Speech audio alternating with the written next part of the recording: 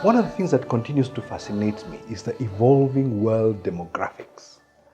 And one of the things I wanted us to explore is what is the current demographic composition of the current BRICS, and then what does it look like after the admission of the six new members, and what will the world look like with the BRICS having an additional, is it 14 members if they're all admitted?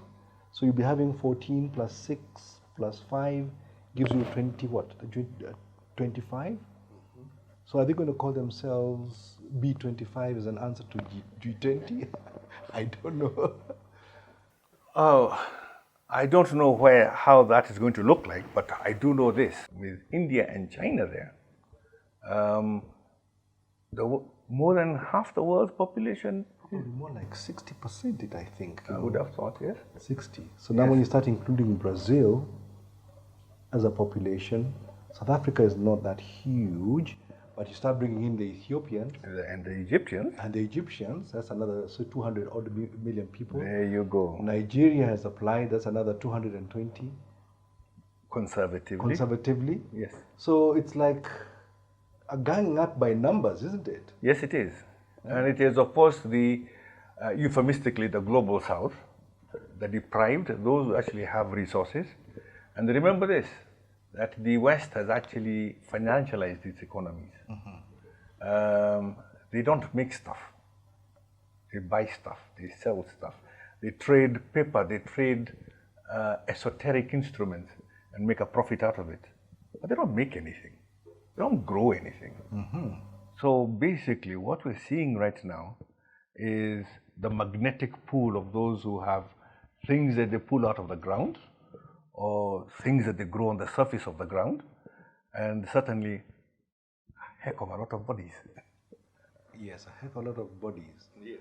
So it also is beginning to show that no matter what you describe as, whether sustainable energy, artificial intelligence, robotics, and so on, as things that grow an economy, it actually is beginning to prove the point that the minute your population starts declining, it's almost inevitable that the economies of those declining populations will also start declining. Ipso facto. Ipso facto. Yes. So what it asks of me is, where is Kenya's role in all of this? Are we too small? Are we too strategically unimportant? Should we go about this alone? Or should we gang up together as a group of nations? Perhaps the East African community. Okay. The latest addition, which was Congo, absolutely changed the dynamics of the East African community. Yeah. But before we go through the East African community, it looks like BRICS is evolving organically. What direction do you think BRICS is taking? And if it is becoming a sort of a club, what are the benefits of membership of that club?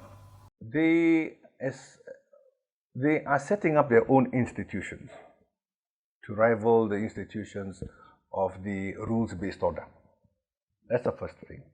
The rules-based order is led by the Bretton Woods institutions, correct, meaning the World Bank, IMF, and all other institutions, including the UN, including The Hague, for example, the Bank of International Settlement in Switzerland too.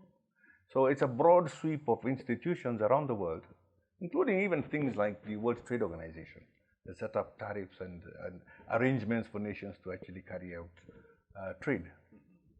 All these institutions are now being challenged.